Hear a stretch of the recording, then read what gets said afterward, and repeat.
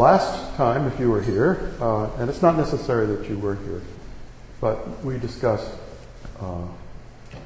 how we, as a human species, and how, in particular, through the history of the 20th, 5 or 6 centuries preceding the 20th century, we kind of got to where we are.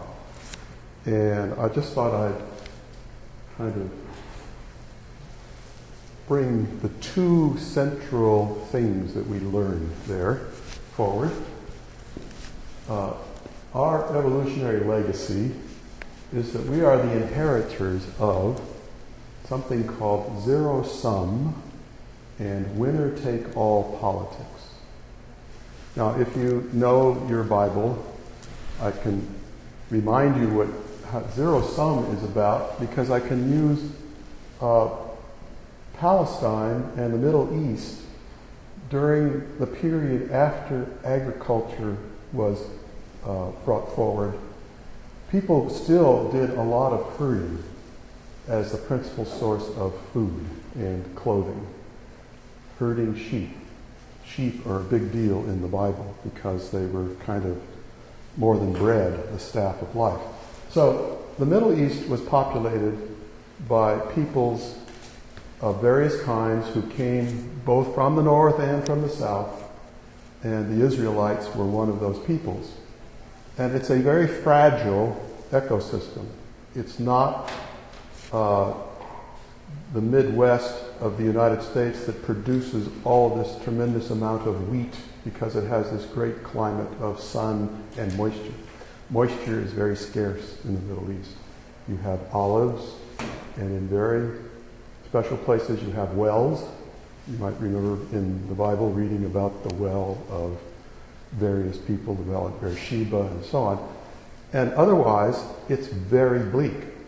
But nonetheless, people could make a living. The olive grows well, and you've got your sheep, and you graze them, and they make meat, and from the meat you make people. And they made a lot of people, and pretty soon the Middle East got full of people. Now you might think, well, not by modern standards, no. But the only way these people could survive was with grazing and the small amounts of barley and a couple of other grain crops that they could grow. And it was not an easy existence. So even though it seems a long time ago, by 2,000 years, 3,000 years ago, the Middle East actually was supporting about as much population as it could support that were living in the way they were living. And that is what leads to zero-sum. So if you've got two populations living together and they have a fixed resources they're living off of, in this case a fixed amount of productive land that's growing forage that sheep can eat and that you might also grow a little bit of barley with, then you are fixed by that. And when the population fills it up, something has to give. So if A increases, and I'm one of the tribes, I'm an A, then tribe B is going to have to decrease because there's only a fixed amount. And that's what we mean by this mathematical economic term, zero-sum. It's not a complicated idea at all. It's very simple because, and the reason behind it is the land and natural resources are the foundation of zero-sum living. And the biblical Middle East, as I've described to you, is a perfect example. So what you have then is, if you think of the Old Testament, there are many wonderful things in the Old Testament. The Bible is not just a story of the history of these people, but it does include the history that involves an enormous amount of warfare. God is exhorting the Israelites to move against the Midianites. They have Jebusites and Amalekites and Philistines, and all of these different tribes are fighting over a fixed amount of natural resource. That's why they're fighting. Do they know that's why they're fighting? Not exactly. Not precisely. For them, they're fighting because God is telling them to go take this land away from them. And notice how important land is. We talk about the promised land. This is my own, my native land, the land of the free. Land is a big deal because it was the dominant source of our existence for most of our evolutionary history. And it is a zero-sum existence, which means it's going to lead eventually, as populations fill up, to a lot of warfare because people have to fight over it. So you might say, well, why don't they just share it? Well, they can't share it because it's filled up. So this led to another variation of zero-sum, which is the winner-take-all, which is if we go to battle and we win, we take everything. We don't give half of it back to the Amalekites if we defeat the Amalekites, and so on. And A takes everything and B loses everything. That's the winner-take-all nature. And these things are still present in our psychology today. But a lot of progress has been made in ameliorating them, in toning them down, in bringing them under some control. So I just wanted to remind you that we just had an example of zero-sum, winner-take-all psychology just this past week. Does anybody know what it was? Does the picture tell you anything? This is the island of what the Japanese, or what the Japanese call Diayo and the Chinese call Seikaku. It is an island that is uninhabited, and it sits in the ocean between China and Japan. And there was a big hullabaloo, and China said, we are now declaring that this is ours, and you're now going to have to file fight plans if you want to fly over it, and we're taking it over. And of course the Japanese have claimed it also.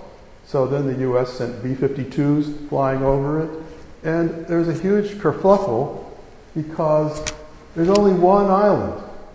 And if the Chinese are going to get it, the Japanese are not going to get it.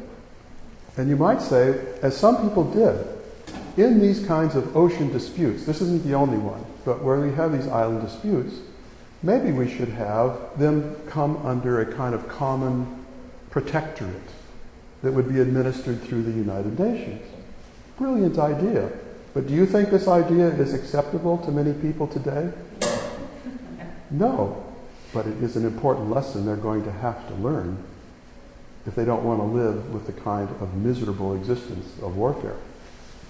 So we just had zero-sum, winner-take-all right there in front of us this past week. So the other examples of this are the Syrian civil war, where both sides say the only thing that's acceptable is the ruling regime of Assad. Go, you're out of here, and the rebels take over. And the Assad regime is saying, the only solution is you rebels get out of here, we're staying and we're running things. And if you ask, well, why can't you come to some agreement where you both share, which is what they're going to have to do eventually, but we don't want to do that. We didn't get trained evolutionarily to do that. We got trained for winner-take-all. So it's winner-take-all or nothing until we learn some bitter lessons. Same thing in Egypt, where the ruling regime in Egypt for many years was finally lost the election. First of all, the ruling president, who was really kind of a dictator, it was kind of a phony democracy, he was thrown out. That was Mubarak. And they had elections, and a new president was elected who was a very strong member of the underclass, which was the Muslim Brotherhood. And they saw this now as an important opportunity. But this is a country without any tradition, any learning of how you do this, of how you, in fact, make peace between different competing factions. So why it's so difficult to get rid of the winner-take-all is because all the families are entangled in this. The Assad regime, for example, has plenty of people who have jobs in the military, jobs in various industries that the state controls, and their brothers and sisters and cousins are all mixed up into it. And so there's a whole population that if they lose, they're out of there. No jobs for you. You're out. Take off. Get out. And we will now take over all the jobs. So that winner take all, loser take all is a very real effect. And it explains the psychology of these regimes that don't want to give an inch because the people who are trying to take over live by the same philosophy and they will not want to give an inch. Now, what about domestically? Healthcare has a certain quality like this. There is one set of people who see healthcare as basically, in its most mean-spirited, as a way in which black people are going to get free healthcare that white people are going to pay for. And you may not want to believe that, but there's a way in which that little worm will get into the psychology of people and be sitting there wiggling at you. There is another view of healthcare as it is just an expensive and wasteful system in which people get sick, go to the emergency room, and don't pay for anything. And we need to stop this kind of craziness. So there are two sides of this. But instead of it saying we need to maybe design a system that's reasonable, we'll make some mistakes, we need to correct it, the strong partisans on either side of this, the Tea Party partisans say the whole thing has to go. It has to be eliminated in its entirety and never return. Winner take all. So we see that there. Another place that this shows up is in the abortion debate. Nobody wants abortions. But on the other hand, unwanted pregnancies are a problem. And so we need a kind of reasonableness, a kind of way in which it can't be winner take all, but there's a strong winner take all aspect to it. We need to outlaw abortion in its entirety, prosecute doctors, put them in jail if they do abortions, and there are no exceptions, not for rape, not for incest, not for threat to the mother's life. It's absolute because it's taking life, and we can't tolerate that. And then on the other side of that debate are people who refuse to have any reasonable restrictions of how late abortions could be. Are there going to be any controls? Should there be any way in which women could be made more responsible for the pregnancies that they incur? Their feeling there is, if we give an inch on this debate, we're going to lose everything. They will repeal the Roe versus Wade decision of the Supreme Court. And indeed, there are many people on the pro-life, anti-abortion who say, yes, that's exactly what we want to do. So there you are, locked with winner take all. And where did we learn winner take all? We learned it in 10,000 years of history in which we had to live with zero-sum and winner-take-all situations. So our emotional system evolved to crave power and control over our destiny because other people are trying to take it away from us, and fear its loss. Fear the loss of control to somebody else. It didn't evolve to solve problems. We didn't learn a whole lot about how to solve problems. That's what we learned politically. Political emotions learned how to crave power and control it and fear its loss. And in fact, I thought that maybe we shouldn't even talk about it being winner take all. We should talk about it as being loser lose all. Because our emotional system is such that fear of losing is actually more painful than the triumph of gaining. We are much more sensitive to the fear of losing. So we have that going for us. That I'm going to keep talking about it as winner take all, but it could also be equally thought of and perhaps better as loser lose all. So what we want to know is there any way to overcome and move beyond zero-sum and winner-take-all politics? So let me tell you the easy part. Why, in fact, we don't have a world that is embedded in a huge bloodbath, which we would have right now. if there hadn't been 200 years of scientific and technological revolution, which really changed the zero-sum situation that was built around land and natural resources. Instead of zero-sum, we had innovation sum, so that A plus B is no longer zero, it's equal to C, and C is a big C, and C is made by A and B cooperating together creatively in science and technology, and creative innovation displaces land and natural resources. Hardly any of us are involved in raising food today. But if it hadn't been for the scientific and technological revolution, we would all be forced to be raising food, and all the land would be covered. And can you imagine the population of the United States fighting for arable land where they could raise their food? So we have an enormous amount of peace that has come by defeating zero-sum and replacing it with innovation sum, which came from science and technology. Okay, that's the easy part. The hard part is overcoming and moving beyond the winner-take-all aspect. We have two psychological barriers that are blocking us, that are holding us in the embrace of the past. First is what is just called the winner-take-all instinct itself. We're naturally predisposed, without any restraints, to take everything we can. And you'll see it in simple things like when rioting breaks out and people loot. They don't say, I don't want to do this, I'm not going to do this. Some do, a few do.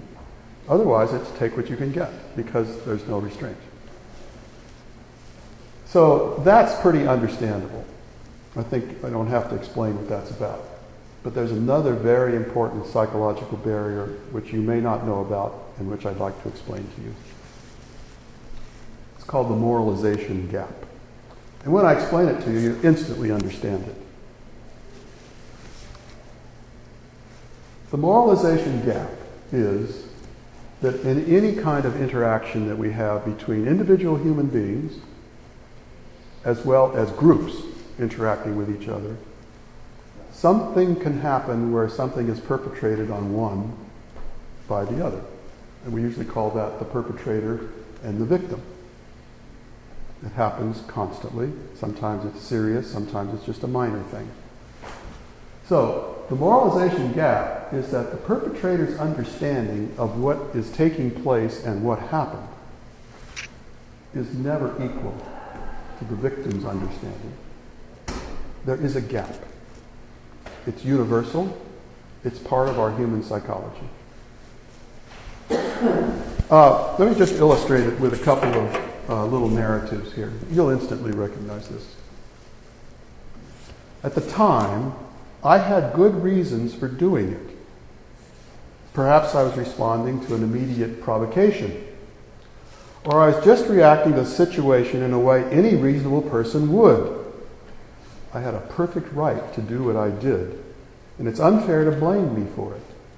The harm was minor and easily repaired, and I apologize. It's time to get over it. Put it behind us. Let bygones be bygones. That's the perpetrator's narrative. So here's what the victim's story is. The story begins long before this harmful act, which was just the latest incident in a long history of mistreatment. The perpetrator's actions were incoherent, senseless, incomprehensible. Either that, or he was an abnormal sadist only motivated by desire to see me suffer, though I was completely innocent. The harm he did is grievous and irreparable, with effects that will last forever. None of us should ever forget it. So that's on the individual level, and I think this will sound very understandable to all of you. So let's talk now about the social level, the national level, the one that's kind of the more critical level we're discussing today. The American Civil War was necessary to abolish the evil institution of slavery and preserve a nation conceived in liberty and equality. The American Civil War was a power grab by a centralized tyranny intent on destroying the way of life in the traditional South. The Soviet occupation of Eastern Europe was the act of an evil empire drawing an iron curtain across the continent. The Warsaw Pact was a defensive alliance to protect the Soviet Union and its allies from a repeat of the horrendous losses it had suffered from 2 German invasions. 2 different versions. And here's the last one I'll give you. The Six-Day War. This was a war that took place in the 1970s between Israel and the Arabs, and it was over in 6 days. The Six-Day War was a struggle for national survival. It began when Egypt expelled UN peacekeepers and blockaded the Straits of Tiran, the first step in its plan to push the Jews into the sea. And it ended when Israel reunified a divided city and secured defensible borders. Here's the other story. The Six-Day War was a campaign of aggression and conquest. It began when Israel invaded its neighbors, and it ended when Israel expropriated their land and instituted an apartheid regime. So, I think you have a pretty good idea of what the moralization bias is. At least I hope you do.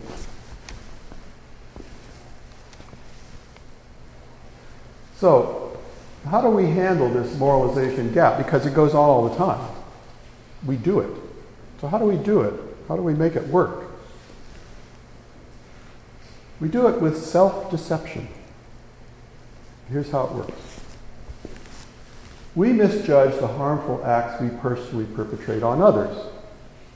It's built into our psychology.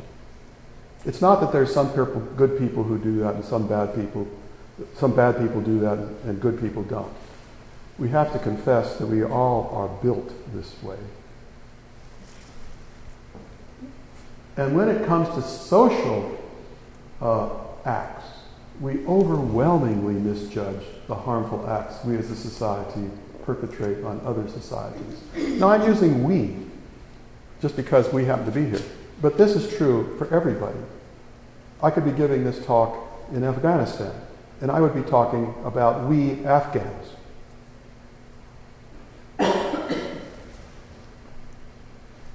So, I think it's really interesting to see how you could see that you actually have this moralization gap. So, one of the ways we do this, we don't go right to the top and look at some of the really tragic events in human history that involve conflicts between opposing groups. But we do something a lot more simple. So we gather a group of participants, and we have 2 tasks. We have a fairly pleasant task, which is looking through pictures for 10 minutes. And there are some things that people are supposed to do about observing the pictures and thinking about colors, but they're actually faked. I mean, they're not of any great significance, and they're meant to be very, very neutral. And then there's another task that's onerous. Now, nobody says these are pleasant and onerous. They're just 2 tasks. On the one hand, we need this task to be done looking through pictures, and then we have a bunch of math problems that we need to solve. And it's going to take about 45 minutes to work on those, and looking through pictures takes about 10 minutes. And we want you to participate with this in pairs. So we have pairs of people that are going to take on these tasks, and one's going to do the one task and one's going to do the other task. So we give people the choice, secretly, to choose the task. So, how to divide the task. You can choose one yourself, or you can let a random number generator choose your task. So in one case, you will actually choose the task, And in the other case, you just live with the random generator. So it randomly chooses either the math or the pictures. Now, most all people, overwhelmingly all people, choose the easy task and skip the random number generator. Let the other partner have that task. They'll take the easy task. Okay, fine. But what we want to know is, we want to go deeper into the mind of these participants. So after this is all done with, we have a review in which the participants are given a lot of questions they have to ask. And a lot of them are just dummy questions about the pictures and the things that were in the pictures, and others about the math that they were working on. But embedded in those questions is one little question that just comes along and it says, did you allocate the tasks fairly? And most people say yes. And then they said, did the others allocate the tasks fairly? And they say no. And then you do the experiment also with a disinterested third party who doesn't have to do any of the work. They're just looking at it like a judge. And they say no to all who chose the easy task. It was clearly in their self-interest, and they chose the easy task. So the question we ask is, did the participants know they were not fair? Did they know it? Really fascinating, a very interesting subject. We have the ability to deceive our conscious self. We have conscious self-deception as a human capacity. So here's now what you can do to reveal that. So we do the review again, but this time we don't just let people answer the questions in the review. We say, we want you to hold 7 digits in your memory while you're answering those questions. So I give you 276-952-2022. Get it? Remember it? Okay, now start answering the questions, and I want you to keep that in memory so that you have it at the end of when you're answering the questions. This ties up the consciousness. So when people are going through those questions, and that little question that just kind of came along without any particular great notice, did you allot the task fairly? They say no. So, So the participants rate themselves as severely as they rate the others who chose easy when their conscious mind was tied up. That says that the truth, they did have the truth. They were not aware of the truth, unaware of the truth of what they did. But in these kind of narratives that I was reading to you, they will deny that they knew anything about it. But they did know it. They were revealed in the test. So we hold the truth in our subconscious, while the conscious mind is self-deceived. And this is really almost mind-boggling, because you say, well, what do we mean by conscious? Don't we mean we know what's going on? We're conscious. Well, no. Consciousness actually and subconscious, there are many levels of the way the mind works.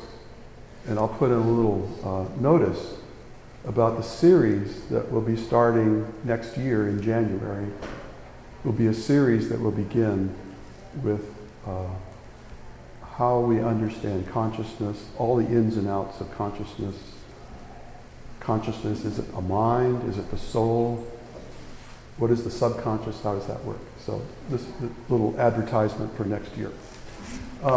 But the important point here is that this ability of conscious self-deception, or self-deception of the conscious mind, is the foundation of the moralization gap that we talked about.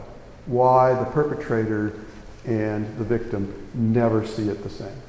It roots on this, because we couldn't bear to really hold a lie right in front of us. It's too painful. Some people may be able to do it, but you have to do this trick. You have to get self-conscious. You have to get the consciousness into its state of self-deception. Okay, so these are, if we're going to try to overcome this kind of political divide that we are in as a country, but in a way the whole world is facing these kinds of problems that arise because winner-take-all zero-sum is no longer the way you can do politics. It's got to go.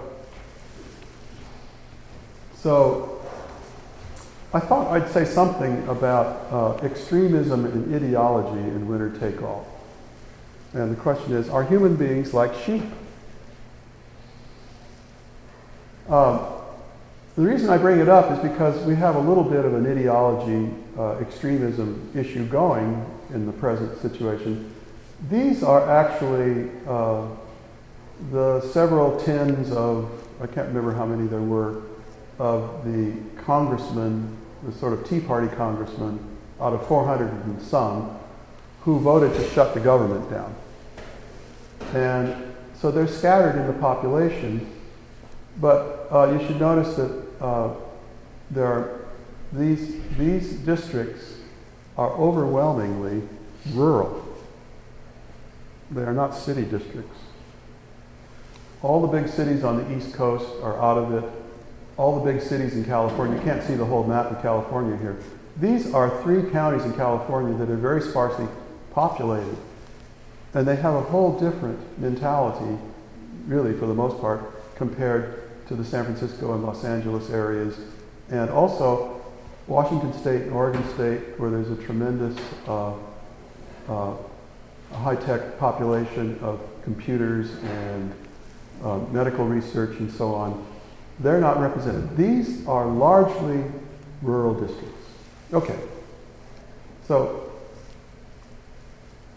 a small number can actually have a big effect.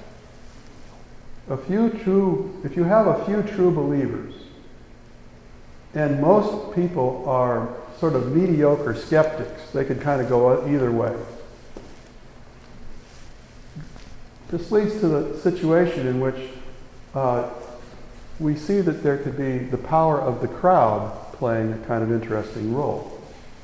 So what is the power of the crowd, and how does it relate to the ability of extremism to grab a hold? Here's what happens. In a public setting where all others contradict one's privately held belief. So if you have a privately held belief and you're now in some public setting, and everyone there doesn't agree with that. They hold kind of opposite belief. Most people will actually publicly contradict their private belief to match the crowd's. Not everyone, but most people will do. And this has been demonstrated over and over again. It's even so extreme that if you have a crowd of people that say 6 and 5 is 12, and you say, no, 6 and 5 is 11, and you say, no, you must have forgotten, it's 12. And if you keep at it, a person will say, well, I guess I was wrong. I guess it's 12. So we tend to laugh at it and we tend to minimize it. But when you're under the pressure of a crowd of people that are saying one thing and you believe something else, and you are stuck with that crowd, you have to be with them. You can't just walk out and go home. It's going to have a big impact on your behavior. So it even works that most people will also publicly contradict a lone dissenter who in fact shares their private belief. So if you're in this crowd and 30 people are contradicting you, and then there's one person who actually is agreeing with you, you will still put him down. And there are numerous experiments to show that that's true. Not everybody, no, but more than average. Oh, okay. So here's some experiments that were done. Now, again, we don't go all the way to the issues of whether we're going to have a war over an island. But here's some experiments that were done where people don't have such high stakes, but they're still kind of personally high. People would feel badly if they made fools of themselves. So one was on wine tasting, and another was on academic scholarship. So here's how the wine tasting goes. You have participants, and you want to have a lot of participants because you want a statistical example. And then they come in one at a time to the experiment. And the experiment has 3 other people in it and you. Now, unbeknownst to you, and I apologize for this because I still haven't made peace with how psychologists do these experiments. I'm not completely happy with it. But the 3 are what are called stooges. They are part of the experiment, and you are the participant. So, all the wine's been poured from the same bottle. And one of them has just had a few little drops of vinegar put in it. The stooges all rate the wines in order, top, second, third. And in second place is the vinegar one. And the top one is one that's no better than the bottom one. At least it came out of the same bottle. And the stooges are set to rate that way. Most people will agree with the stooges. Now, comes the next part of this experiment, which is also quite interesting. The participants then are asked to rate the expertise of their fellow participants. So you see how this kind of raises the stakes in the experiment. So, again, overwhelmingly, even though you may not agree with it, and the vinegar wines got second place, most people agreed that they were all doing a good job. Except their experiment is done where one of them dissents and says, I don't agree with any of this at all. I think they're all the same. Even then, people will still go with the dominant result. The academic scholarship is pretty much the same. There was actually a very famous paper that was published. It was written by a physicist named Alan Sokal. And it had, what was the monstrous title? It was something like deconstructing humanistic advance in the era of homology and the topology of quantum gravity. That wasn't exist, but it was something like that.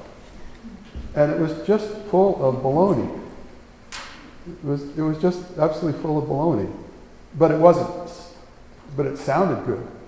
And he submitted this to a journal of this deconstruction movement that was trying to argue that science is just as arbitrary as anything else in life. There's nothing special about science. And they accepted it and they published it. So it was a big deal. So that's kind of irrelevant to this particular test on academic scholarship. Some beginning graduate students were actually the participants in this. Maybe they were noble psychology students who said, we'll volunteer because this is the way we have to do experiments. And they were given, first of all, a lot of build-up, that they were a select group of students who were selected because of their promise and they would go on to do great things. And also that this particular paper was written by a distinguished so-and-so who didn't exist. And they were to read it and evaluate it. So they do it, and once again, they're the stooges who say, it's really a good paper, really a great paper. And So the poor participants in this position of, do I stand my ground? Maybe I don't have it right. Maybe they got something I don't have. So they basically yield to the stooges, even though what's written here is complete balderdash.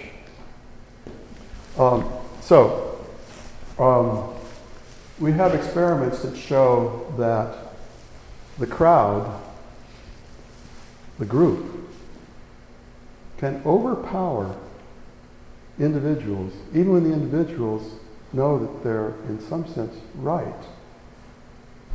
But then they will question themselves, maybe they're not right. And the group has the power to change them. Now, beyond wine tasting and academic scholarship, this same effect can be taking place when a population is called on to do something like put Jews on a train and send them to death camps.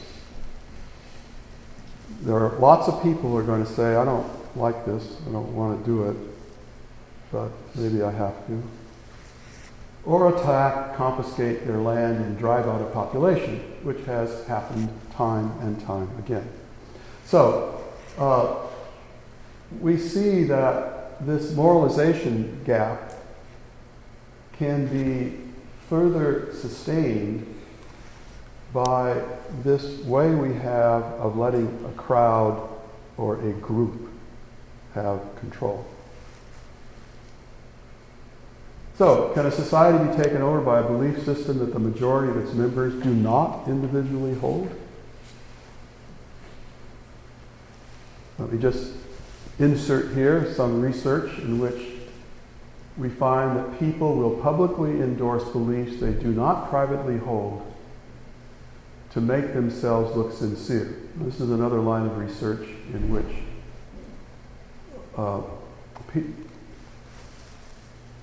what was being sought here was some understanding of how people behave to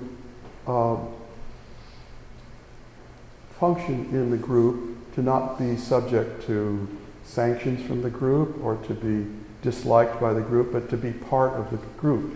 And one of the things that's very powerful in making people attractive to a group is their sense of sincerity, how sincere they are. And we have, emotional antennae that can kind of detect people who are genuinely quite sincere. They may be sincere and misguided, or sincere and mistaken, but they're sincere. So, one of the things that they discovered in this study about endorsing beliefs you don't hold is that enforcement of belief, your willingness to enforce belief, is taken as a sign of sincerity, one of the signs of sincerity. So then you can understand this. Sincerity is one of those things that makes you feel that you belong, that you feel protected and not threatened by the group. And the way you show your sincerity is by the enforcement of the belief that the group holds. So can a society be taken over by minority beliefs that the majority of its members do not hold? The answer is yes.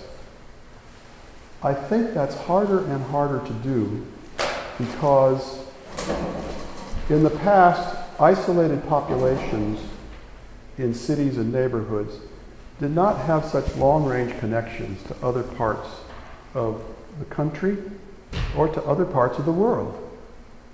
We are now much more aware and in touch with different opinions, different perspectives, different ways of seeing those than if you grow up in a little village that has a hatred of the Croats in the next village over in Bosnia where you happen to live, and you believe every word of it.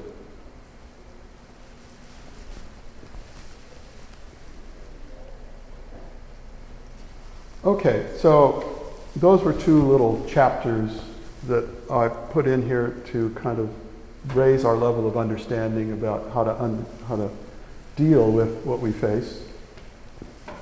I want to now say something more directly about how we deal with conflicting winner-take-all demands. Now, in the past, these were resolved by war. In the earlier lecture I gave 2 weeks ago, I explained how the British Civil War was one of these winner-take-all encounters. It was bloody and it was terrible. It lasted for almost a century. And during that time was actually when the Puritans left England because they were on the losing end. And a lot of them just got in ships and immigrated. They came to America. So there's war and there's civil war, both. Wars of one state or federation or nation against another, and then civil war within the society itself. And then there's secession that also can happen where the country splits apart. This happened after, for example, India and Pakistan were given up by the British as a protectorate in the late 1940s. And they immediately started fighting with each other because there was a majority Hindu population that was concentrated in the provinces that are now India, and a majority Muslim population that was concentrated in those provinces that are now Pakistan. And they split apart. We had Yugoslavia in the 1990s, early 1990s, split apart. This has happened quite a bit. However, I think in 20th century America, or 20th century any kind of democracy, whether it be European and Japan, the idea of war and civil war, immigration, there's no place to go. You can't leave and go to some other country. The whole world's now filled up. And secession, there may be some hotheads in Texas and other places who talk about seceding, but it's not on the table, even as crazy as these times may be. I don't think it's not going to happen. So what that does is leave everybody stuck. Because the old ways of resolving are not available. The old ways are, I will fight you and annihilate you and drive you out and we're done. Or I'm leaving, I'm going away. Or we're going to break off, you go over there, we'll be over here. So those are off the table. And we have gridlock. Now I want to say just a little word about that. I think it's the one positive thing we can say about gridlock. It's really the sign of nonviolent progress, that we didn't already solve this problem with a civil war. We did 100 years ago. Not that long ago. And now, and people still know what a disaster that war is, how miserable the suffering was. So, gridlock at least is a sign of nonviolence, and I think that's noteworthy. Is it going towards compromise? Well, we don't know. So what's needed to go beyond gridlock? Now, I don't pretend to have any magic answers, but I'll give you some thoughts. The first thing is a healthy dose of public humility. A willingness for important political leaders, parties, and people who hold very partisan positions on abortion and immigration and so on, to confess that we as human beings carry these things. Confession of our destructive moralization gap and winner-take-all instincts. Maybe we should have warning labels in voting booths. And maybe any political ad should begin with a warning. Warning. Every human being is infected with moralization gap bias. Don't pretend you don't have it. Every political group carries the winner-take-all virus. Don't pretend you don't have it. You do. Maybe less so, maybe more so, but it's sitting there like a virus or like something that can break out. It's also just to kind of loosen up and to chill out it's not so bad to lose. Errors can and will be corrected. Now, I went through, I was not a partisan of the George Bush presidency years. I did not approve of the Iraq War. I am not a Republican. I was terribly distressed by that period of American history, of this absurd war that has still left us with an enormous burden. And most other people didn't agree with me. They elected George Bush. And I had to live with it. Well, in looking back, I mean, I still think it was a pretty terrible thing, but it's not as though the country came to an end. It's not as though I and my life were completely destroyed.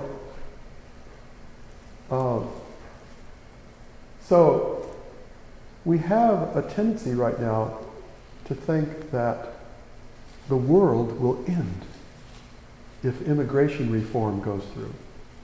The world will end if the healthcare reform goes through. The world will end if any laws are passed restricting abortion. The world will end in any number of ways if we don't live by winner take all. When the reality is, winner take all is killing us. Winner take all is suffocating us. So finally, getting back to the first talk, when I pointed out how emotions rule us, not reason, as Plato hoped for and as Hume showed, the philosopher David Hume showed, is simply not true. Emotions run the show, and reason rationalizes what the emotions do.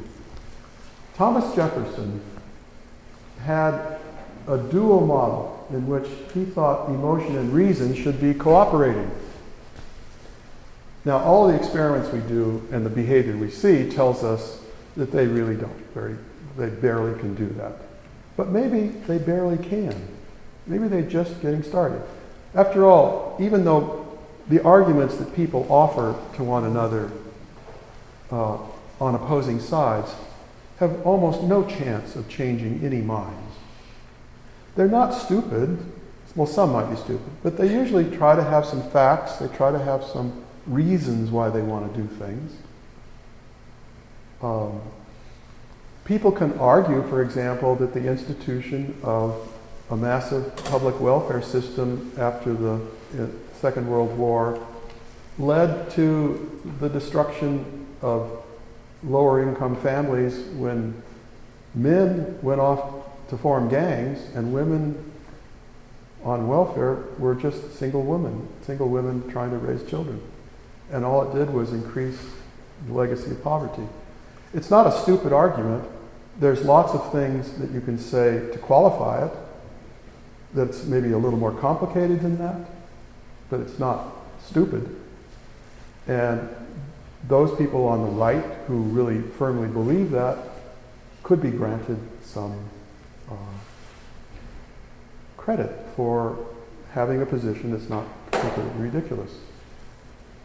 In the same way that people feel that unfettered big banks and unfettered unregulation, lack of regulation, remove all regulations, let the free market do its thing, it will make the best society. Well, you end up with mega banks that are basically gambling all their money on Wall Street and then going broke.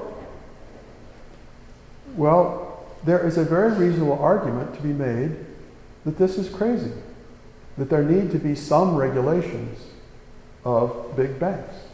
I just give those as two examples on the opposite side of the political spectrum, which a lot of people want to hold as winner take all, and in which both sides have reasonable and possible proposals that could be part of a compromise.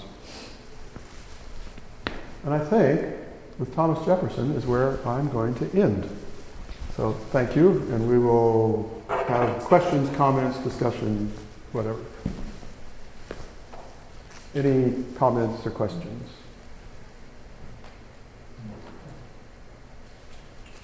None of the politicians came, so. Well, maybe we should just have our refreshments. Yes? Well, is there any way one can plan or prepare to keep an open mind to these other ideas or emotions? Is there any way to balance that within ourselves? Not as a group, of course, it's hard to do as a group, but as an individual.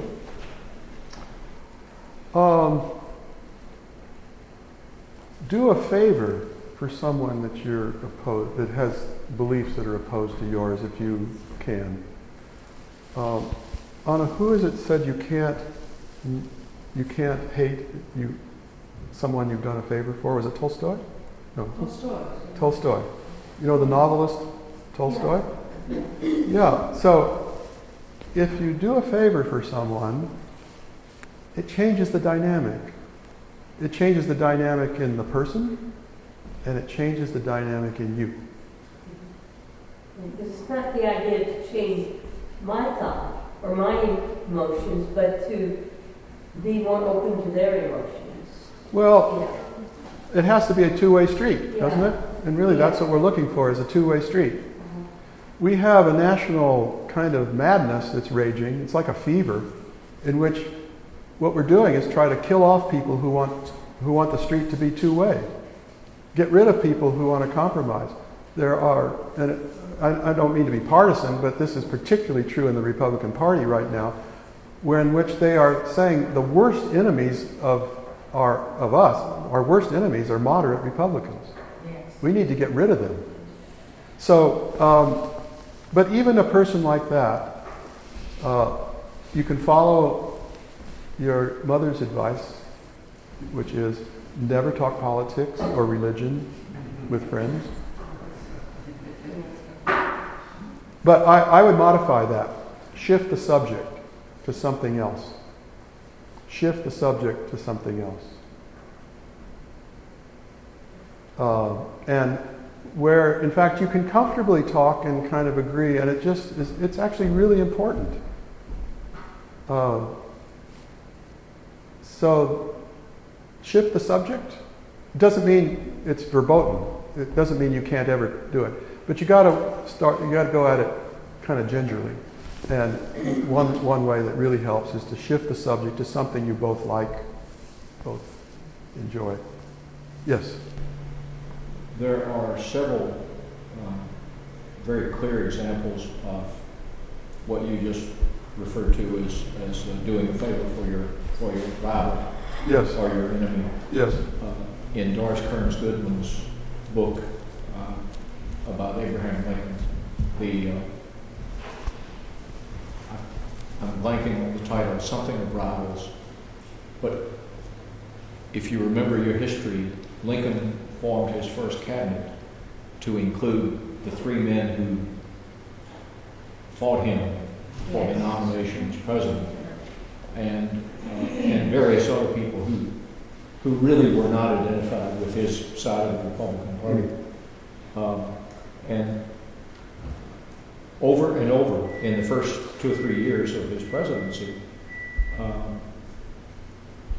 he would take the blame for things that they were being damned for, or he would go out of his way to do them a favor in some way, and it disarmed them. They came to see how he was pulling people together and holding the country together in order to fight the war. It seems like even though we don't have a civil war, it's harder to do that today. Well, the point has been made that the opposing sides within Congress might be more likely to do that if they didn't run home to the district every Thursday and stay until next Tuesday. Yes, that's another. There are a whole lot of, I didn't mention them, but there are a whole lot of small little things that have happened that are destructive to consilience and working together that have taken place. And one of them was the one you mentioned. Congress people used to live in the district, live in Washington.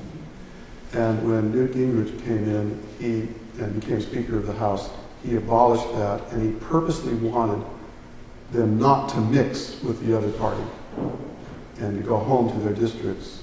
And we're still, I think it was a very small practical thing that had a very big, and I think damaging effect on conciliation. Yes? I recognize my beliefs. Let me just say, speak up. I recognize my beliefs, which facts I see, yet I'm always amazed that to discover I have blind spots that I discover later, and that things I thought were true weren't.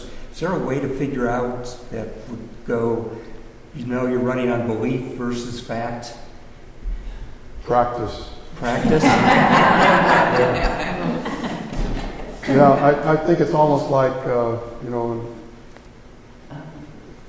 musicians, want to know how they could get past these problems. How do they deal with them? Practice. The same sort of follow-up on that. I understand the emotional sound bites that we're fed all the time.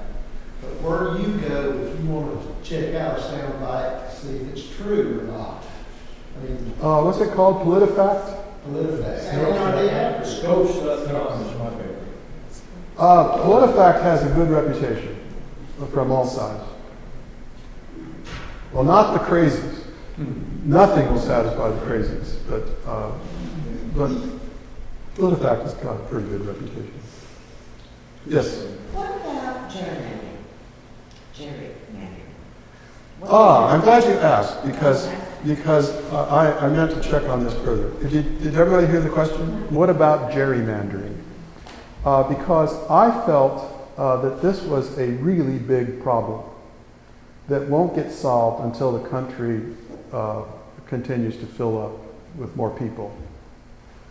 And Jill Lepore, who's a political scientist from Harvard, just had an article in this week's New Yorker in which she presented the facts to say that gerrymandering is really a pretty small effect. I thought, wow, that's contrary to what I think, but then I thought, I don't have any better facts at my disposal. So I'd like to follow her up on that, but it was a kind of eye-opener for me. She said it's not the big deal. So, yes? It may not be on a full scale what's happening, but it's happening in all your small counties. And small counties feed your state, and your state feeds to your national. And so when you see your small counties doing it, and you know that it's being, and it's actually happening from some direction from state down, and attacking by your representatives to bring in, we call the Florida commissioners, you call them your supervisors, who are going to be the next representatives and Senate members. Mm-hmm. And they are kind of, so they do the gerrymandering as kind of like a cherry picking of Sure. their next candidates. Mm-hmm. And so, and it does happen from the national down to the state as well. Right. Yeah. So it's, Okay. I don't know all the facts of all the It's states. a and nasty how it's little affected. animal, that gerrymander. But I've watched it, as a local Um, commissioner, I've watched it happen a lot in Florida. Yeah. And it's, I think there's an aspect in which, as I said, as the country fills up, it's going to be harder and harder to do this. But there is some momentum, maybe not large yet, to work against gerrymandering. I've heard in California about the top 2 primary. I haven't read something. Okay, in California, they're experimenting with primaries that are no longer party-run, but are open. It's an open primary. Yeah. It's an open primary, and the top 2 candidates then, I guess, face off in a second runoff. So opening up the primary basically opens it up to a lot more people. And so you get a more representative sample of the population. Yes. How would you get the politicians to go along with that? Well, in California, they seem to be going along with it. I think, I don't know if it's law yet, but I think it was pretty close to becoming law. And if California can do it, I mean, California is a pretty progressive state, so it's kind of ahead of everybody. But once, and especially if people start to like it, things can change rather quickly. Yeah, Think about gay marriage 20 years ago. Well, think about gerrymandering 20 years from now, maybe a thing of the past. If you think about how disgusted the Virginians were with both the Democratic and the Republican nominee for governor this year, to me, it's conceivable that we might do it in the primary just as a way to bring the political process into check. Are you ready to start an organization? Get that done? Yes. I come from Nebraska, Mm-hmm. and we have a unicameral legislation. And when they're at that level, parties don't mean nothing. I mean, you vote people in, and it isn't until after they go to the U.S. Senate or something that they really show that their colors. Do they try to hide it? But I mean, it works. Uh-huh. I mean, there's one house at the state level, and there's no parties. Unicameral.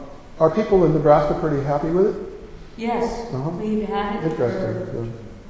Haven't It's a little more like the European we? Yeah. system.